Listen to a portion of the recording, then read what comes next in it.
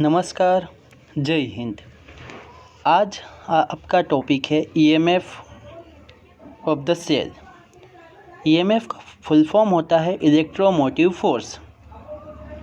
Electromotive force क्या मतलब है इसका इलेक्ट्रोमोटिव फोर्स का? कि जब मार्केट से अपन ने कोई सेल खरीदा तो उस समय उसका पोटेंशियल डिफरेंस मतलब क्या? दो इलेक्ट्रोड, इस इलेक्ट्रोड और इस इलेक्ट्रोड के बीच में उसका पोटेंशियल की गैप मैक्सिमम होगी। क्यों? क्योंकि ये ओपन सर्किट है, मतलब ये अभी कहीं पे भी आपने यूज़ नहीं किया है। या सेल को जब बाहर निकाल देते हैं तो वो ओपन सर्किट हो जाता है, सर्किट क्लोज नहीं होता है। तो उस समय ओपन होने के कारण इसका पोटेंशियल डिफरेंस मैक्सिमम होगा और इसी को अपन कहेंगे ईएमएफ। बेसिक सिंपल वर्ड में, अब maximum potential difference between two electrodes when no current is drawn from the cell. जब सेल से कोई करंट नहीं लिया जाता है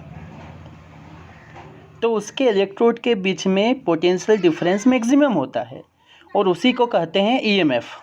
इसको ई से डिनोट करते हैं। किससे आप डिनोट करोगे? ई से। ई से इसका नोटेशन होगा।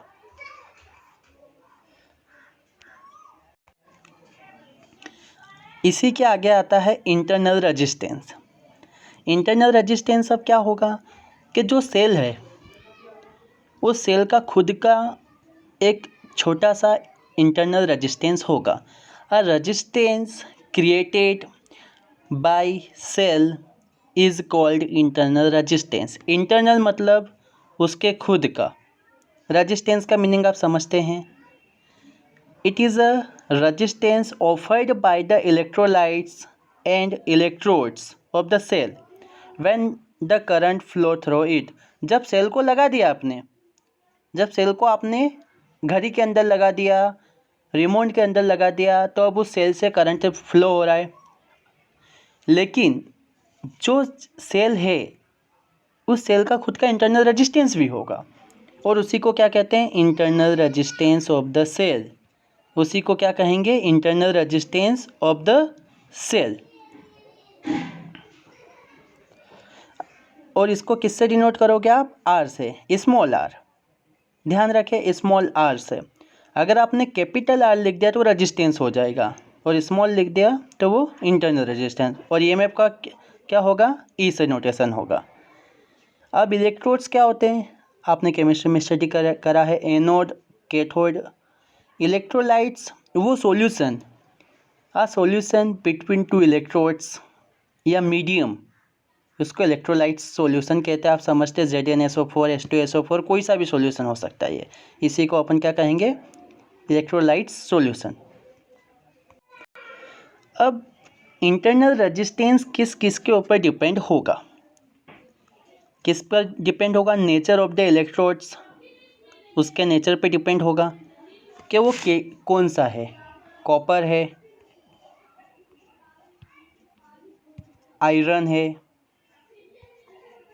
या और कोई सा भी मेटर्स है, तो ये इलेक्ट्रोड जो है इसके नेचर के किस मटेरियल का है, या इलेक्ट्रोलाइट्स के वो सॉल्यूशन कौन सा है, ZnSO4 है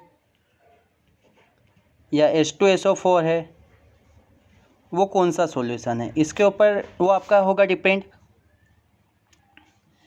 या फिर टेम्परेचर ऑफ द इलेक्ट्रोड्स, के सेल का टेम्परेचर्स क्या है, वो सेल किस टेम्परेचर्स में यूज़ हो रहा है। हमेशा सारे इलेक्ट्रॉनिक गैजेट टेम्परेचर्स के अकॉर्डिंग डिपेंड होंगे, उसके अकॉर्डिंग उनकी कंडीशन या वर्किंग वेरी हो जाती है।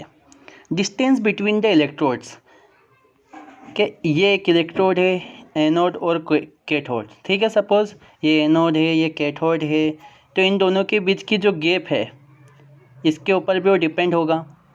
Distance between the two electrodes affected of internal resistance which is created by the cell, कि जो सेल ने इंटरनल रेजिस्टेंस क्रिएट किया वो डिपेंड होगा डिस्टेंस के ऊपर भी। वो किसकी डिस्टेंस? इलेक्ट्रोड्स की।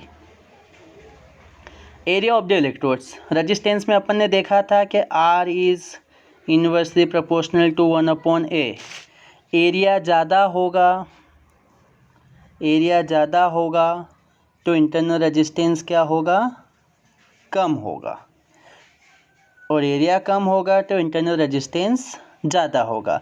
इमर्ज्ड मतलब होता है डूबा हुआ, कि अगर area of electrodes emerged in electrolytes, area of electrodes emerged in electrolytes, कि अगर जितना ज़्यादा डूबा रहेगा वो इलेक्ट्रोड्स उतना कम इंटरनल रेजिस्टेंस होगा। अगला है आपका टर्मिनल पोटेंशियल डिफरेंस। अब ये क्या चीज़ है कि जब सेल को आपने कनेक्ट कर दिया किसी सर्किट से, जब आपने सेल को कनेक्ट कर दिया, ध्यान रहे क्लोज्ड सर्किट यहाँ पे मीनिंग आ रहा है कि अब आपने जैसे ये यहाँ पे बल्ब लगा दिया या कुछ भी आपने लगा दिया, तो अब सेल क्या हो गया, सेल से करंट फ्लो होने लग गया। व्हेन करंट इज ड्रॉन लिखा हुआ है, it is a potential difference between the two electrodes of the cell in a closed circuit when current is drawn from it. It is denoted by V। कि जब cell से current लेने लगेंगे तो उसको क्लोज्ड सर्किट कहेंगे, क्योंकि अब यहाँ पे एक वायर ऐसे जा रहा है तो एक क्लोज्ड सर्किट हो गया, तो इसके पोटेंशियल में क्या होगा, कमी होगी, और उसको कहेंगे टर्मिनल पोटेंशियल डिफरेंस। उसको क्या कहेंगे, टर्मिनल पोटेंशियल डिफरेंस।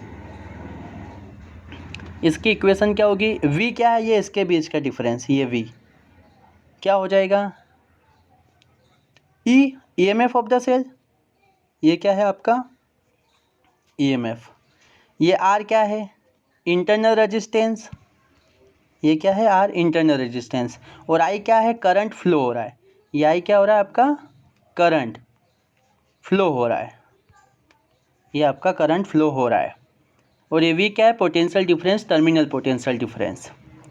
तो V equals to E minus IR। EMF हमेशा ज़्यादा होगा टर्मिनल पोटेंशियल से, टर्मिनल पोटेंशियल डिफरेंस से EMF हमेशा क्या होगा, आपका ज़्यादा होगा।